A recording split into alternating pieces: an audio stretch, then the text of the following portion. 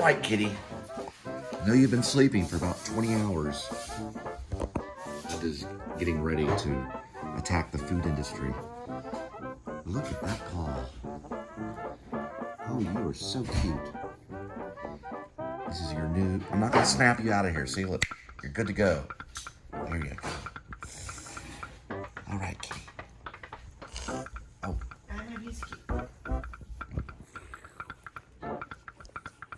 You want to purr the camera?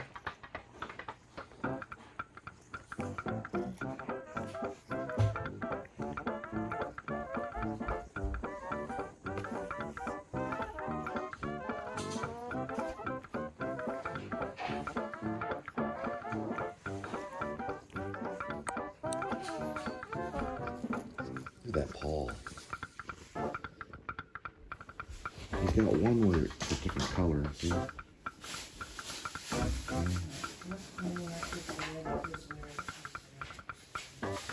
He's from two different nations. The pink nation and the black one.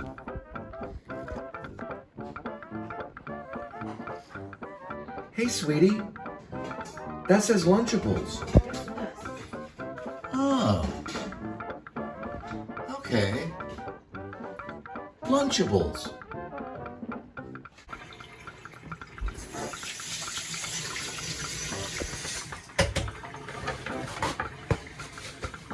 All right, looks like you got about 15 minutes. Yeah, I know. We'll be okay. It's a weekend. And I'll change the cat box, or AKA Lunchables.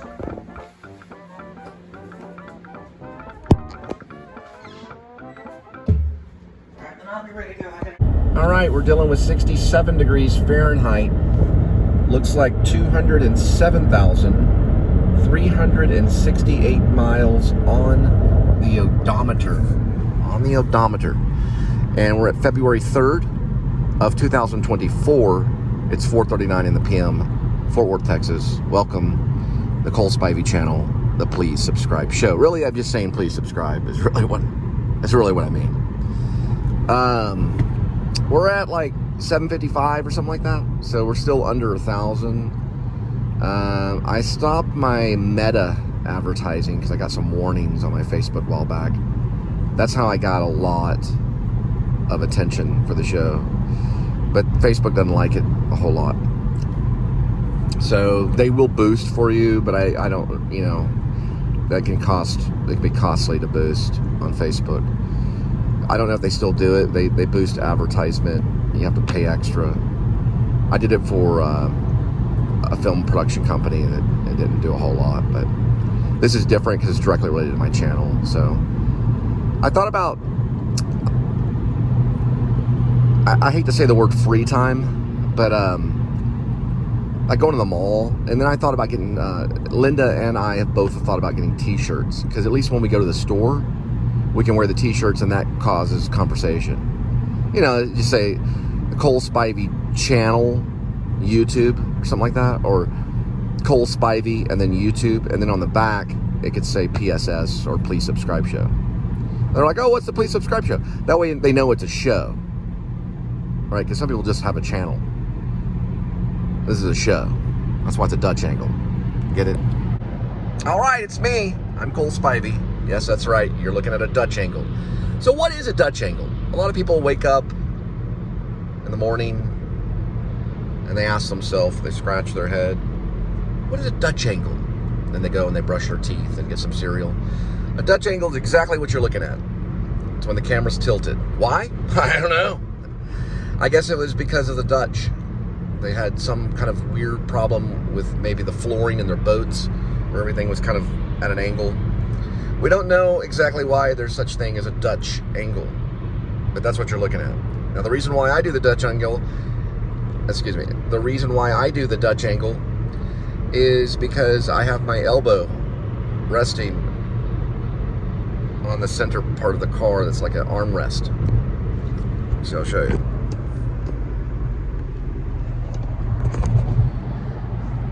Why? I don't know why, but I could go like that. It's the most convenient way to do the shot and still be driving for right now. That's why we're at a Dutch angle. Okay, so past that, now we're on the finals of Pro Rodeo, and we're headed to delivery. All right, so Fort Worth, Texas has something called the FWSSR. It's been going on. We're only seeing the outside of it, so parking, things like that. And also the Carnival Midway, or also known as Midway Carnival. And that, you have to get a Magic Band. I won't be doing that either. But I will be talking about it and passing by it occasionally. So finals, it means that the Pro Rodeo has reached both the first finals and the second finals, and it's ready to sum up for the winner. They will be receiving $1 million. That's oh, and I learned something today. It's called a character trope. Back to the Dutch angle, and now character trope. What is a character trope? $1 million, right? So that could be a character trope. Reason why, it's been used in a film before. So they call it a character trope, which is basically the other way of saying a stock character. Or they can also call it well, they call it that's a character trope. But a trope can be used also in scenes and dialogue and plot. You know, like the dialogue where they always say, like, you don't have to do this. That's a character trope. It's a common occurrence that happens in cinema over and over again. Some movies have them, some don't. But most of them do. All right, we're gonna head back to, well, we're going, well, I'm actually, you know what? I just realized I'm not taking that circular thing. It's too easy to get trapped in that for whatever reason, especially during FWSSR, Fort Worth Stock Show Rodeo. So we're gonna go ahead on Montgomery and go through the backside of the Fort Worth Stock Show Rodeo right by D.W.C. So it conveniently worked out for me. A truck had crashed underneath the University Bridge, and I was trapped there on that spiral. And it doesn't feel good to be trapped, especially when you're headed towards work, when you're doing restaurant delivery. So this time we will not be going around that little circle thing. I may be avoiding that. There's also like a Shell 7-Eleven/7-Eleven right here. Oh, you know what? They changed it to an Easy Mart. Holy cow. That was once a 7-Eleven right there. It turned into an Easy Mart. I've advertised that a few times. It might be better. Man, that was a trashy 7-Eleven. So no offense, but the soda never worked, and there was always flies in there and stuff. It was just, it smelled right next to this barbecue called the Rail Head or something. I don't know, I saw half of it. All right, now we're gonna go to the Dickies Arena, or we're gonna pass by it. This is finals, so I don't know if people show up for finals, or if it's just announced, because the first and second major pro rodeo tournaments, or whatever you want to call them, for the rodeo, the finals were on the first and the second. So this is Stockyard. Yep, it's still in use. This would be the final day. This would be when they announce the winners, whatever Mustang jumped the highest, all that kind of stuff. So the Dickies Arena is where I think the finals were held, and probably where they make the announcement of the winner. So there'd be different, the pro rodeo has different things. They have the Bronco, they have all kinds of stuff. This Mustang, they jumped the Mustang over the thing. I think they already finished that one. They called it Magic Mustang. And looks like the turnout is semi-okay. It's probably gonna start in about an hour. Dickies Arena is where they're doing it. John Cusack supposedly set up Say Anything and 16 Candles somewhere in this area and gave a speech. I didn't get to go to it though. I didn't even get to go to the outside of it. But this one I did. So that's the Fort Worth Stockyard and Rodeo, right next to the Science and History Museum, which is right over there. That's the planetarium right there. We used to go there as kids and look up at the stars and dream. And it was weird because they gave all these like little speeches about the universe, and one time someone brought a bat. They brought a bat to the planetarium, and I think they released it inside the planetarium on accident. And it was flying around, and we were all kind of scared. But we were kids, but the kids were like, what's going on? Just stay still. If something comes near you, run. But no, they brought it in a cage, and it got out of the cage and started flying around the planetarium. At least that's how my memory takes it. And then right next to that is the Omni. They have an Omni theater there too, where you can see an Omni show, which are actually pretty incredible if you ever get to go here. You don't want to miss out on the Omni thing. That might have been what I was looking at. I might have been getting mixed up with the planetarium. This guy's wearing a cowboy hat right here. That's how you know you're in Fort Worth. Everybody wears cowboys hats. And let's see. Yeah, that's a proscenium. That's the W.E. Scott Theater. I performed there. But I was trained there, but I performed only once. And Pilgrim's Progress, I was Apollyon. So basically I was a version of the devil. But then later on I went to Dallas at the Brownlee and I played Christian. So I learned both sides of that story, John Bunyan's story. All right, we're gonna head off to delivery.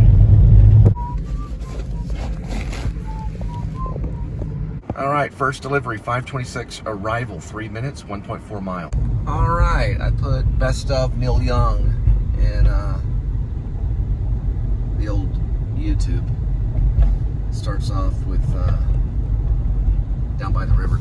Here is Rockwood. Go-karts are at it right now. We can listen to them.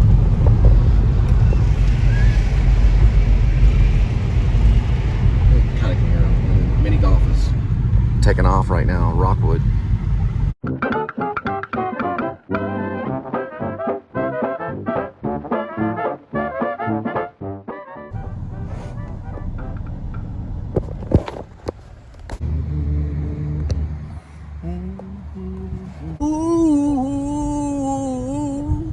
Should have did down by the river.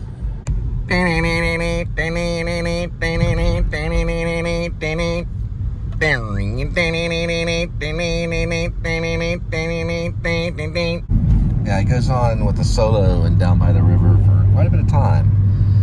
It takes a little bit of time between the lyrics.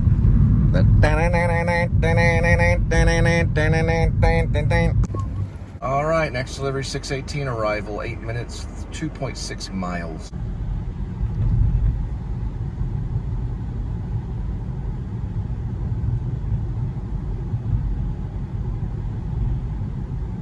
I got a place called Clay Pigeon, like that Blaze Foley song. Even though it's plural, it's clay pigeons, but still, it's probably where it came from, maybe. Clay pigeons are the ones that you throw up in the air and then you can shoot them. A guy named Blaze Foley wrote a song called Clay Pigeons. Feeding pigeons clay. About him getting on a Greyhound, sitting next to a mom with 2 or 3 kids or something like that. Making something like sitting next to mom with 2 or 3 kids.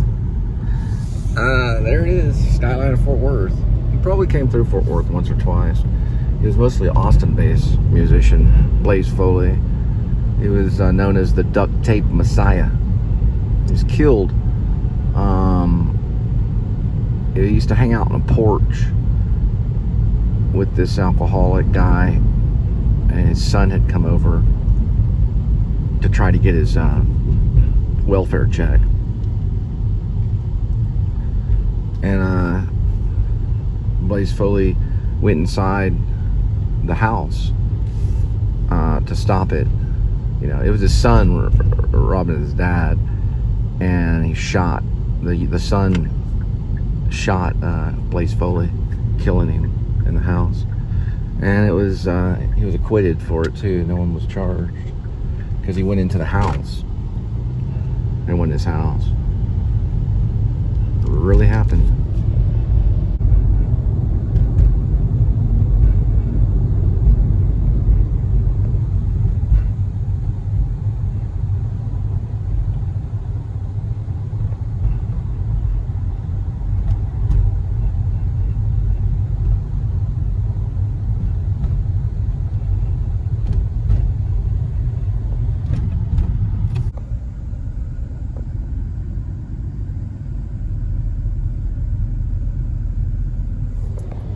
We love Jesus, and we love Fort Worth Paradox Church, abbreviated PRDX.CH.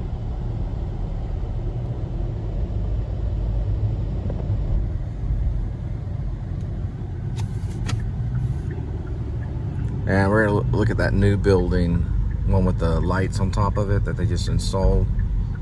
I don't know, it's an office building or something. It's right there. Brand new building on just the outside of the Trinity River. Passing Lexington. It's a pretty cool looking building.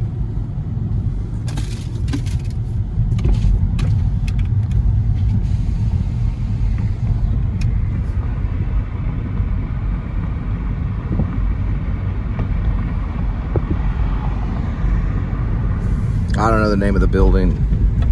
It's an office building. There's the Trinity. Pretty good for canoeing, kayaking. You got a little raft, but you don't want to do a lot of swimming. Not in the Trinity River. You don't want to do that. You want to avoid drinking out of the Trinity River if you can. Or if you got a way of boiling the water, you definitely want to boil it. There's the West 7th Bridge. I did a little short film on that one right there called The Way of Man. Thinking about getting a MacBook, and I might do a short that I'll advertise on Backstage called Baggage Claim. It'll be part of it, a little section of it will be shot early in the morning at the DFW airport, and then it'll go all the way from DFW to Arlington, to where Vinnie Paul and Dimebag Darrell were buried.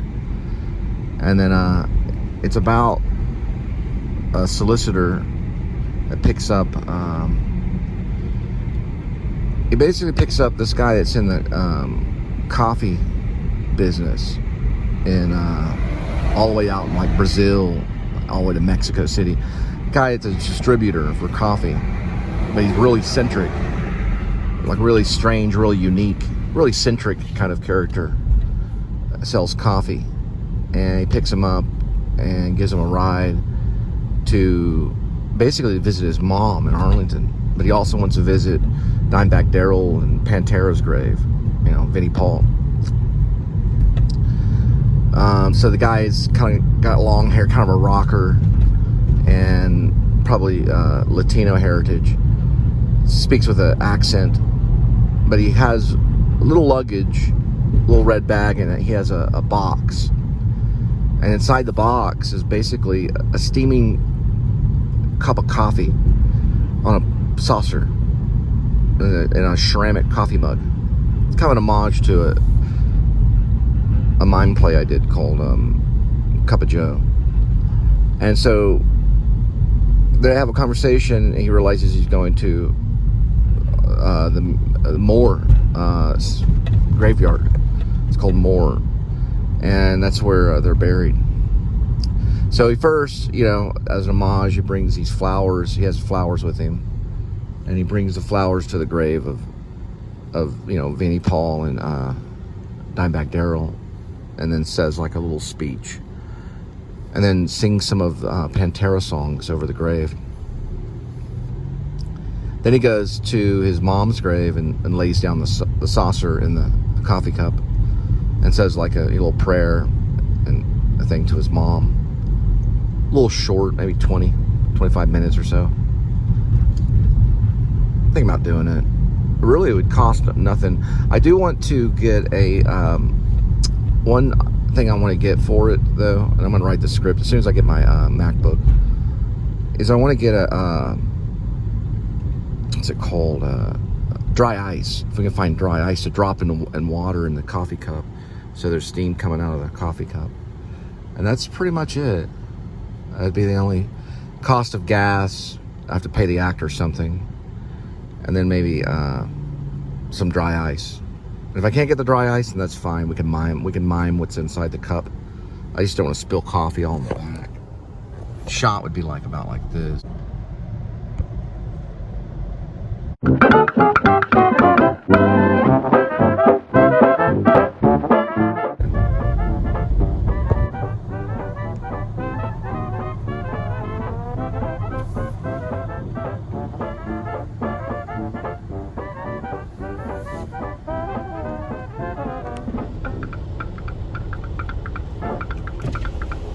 This is Jet on it.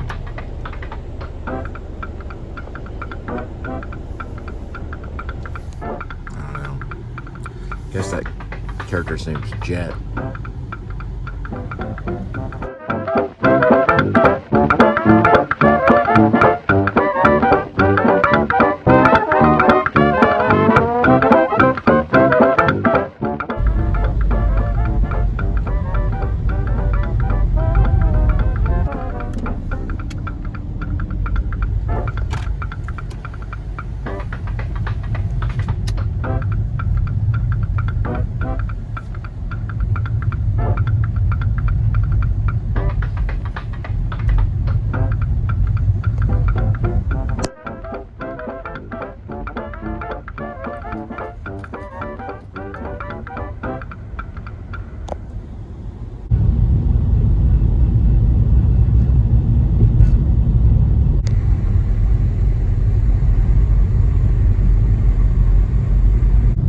Listening to the best of Neil Young, and Helpless just came on. Really good version of that song is in The Last Waltz, directed by Martin Scorsese. They do a version of Helpless. It's a pretty good one. This is the studio version on the best of Neil Young.